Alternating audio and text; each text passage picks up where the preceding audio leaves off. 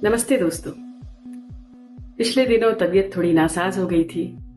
जरा सा जुकाम हुआ था, जरा सा बुखार और गले में थोड़ी सी खराश। ज्यादा कुछ ऐसा नहीं था, पर हंगामा यूं बरपा कि खबर पहुंच गई लंदन तक।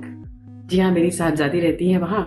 उनको खबर मिली तो अपनी थीसिस की पढ़ाई लिखाई छोड़कर उन्होंने मेरी बीमारी पर सिनॉप्सिस बना लिया।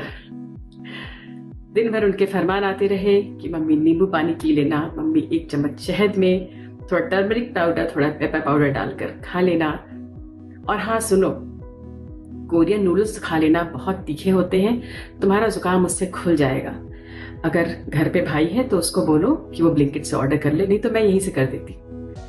मैंने कहा अरे भाई थम जाओ, ऐसी भी कोई बात नहीं हुई है, मैं अभी ठीक हो जाऊंगी, मैंने सारी होम रेमेडीज कर ली है।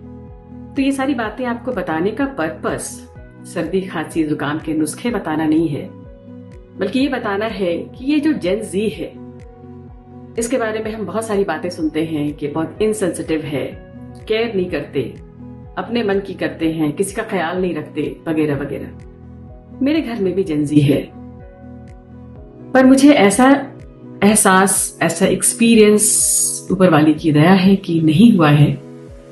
मैं ये नहीं कहती कि सबके हालात एक जैसे होते हैं, पर कोशिशें करने में कुछ बुराई नहीं है, क्योंकि तालियां तो दोनों हाथों से बजती हैं। मैंने बस यही किया कि जब कभी बच्चे गुमसुम हैं, मैं पास जाके बैठ जाती हूँ, उनके मन की गांठों को खोलने की कोशिश करती हूँ। ये कोई जरूरी नहीं कि वो गांठें 1 या 2 दिन में खुल ही जाए। थोड़ा पेशेंस चाहिए होता है, थोड़ी मोहब्बत चाहिए होती है। हो सकता है आपका बच्चा इतना परेशान हो, वो आपसे शेयर नहीं कर पा रहा हो, उसके पास शेयर करने के लिए और भी कोई नहीं हो, उसके हार्मोन्स भी उस उम्र में उसे बहुत परेशान करते हैं। तो आपका ही अंश है वो, अगर आप उसके काम नहीं आएंगे तो कौन आएगा।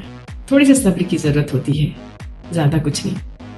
मैं बस इतना ही करती हूँ कि कभी गाड़ी में उनके साथ बैठ गई, थोड़ा सा तेज गाना चला के शिकंजी पीने चली गई, कभी आइसक्रीम खाने चली गई, कभी उनकी ऊटपटांग बातों पे या उनके दोस्तों की ऊटपटांग हरकतों पे मैंने भी ठहाके लगा लिए।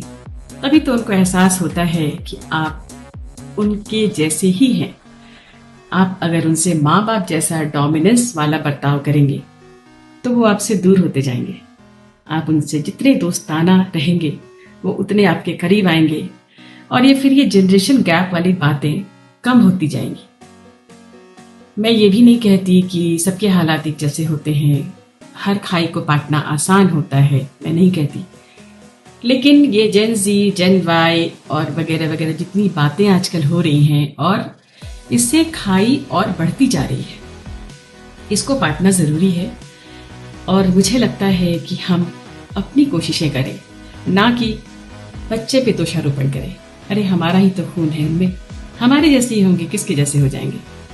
तो बस प्यार वाली, मोहब्बत वाली भाषा वो समझते हैं। थोड़ा वक्त लग सकता है, किसी को थोड़ा कम, किसी को थोड़ा ज़्यादा। इस गैप को पाटने की, भरने की कोशिश कीजिए। अगर आप मेरी बातों से इत्तेफाक रखते हो तो बताइएगा ज़रूर। तब तक के लिए इजाज़त चाहती हूँ। नमस्ते।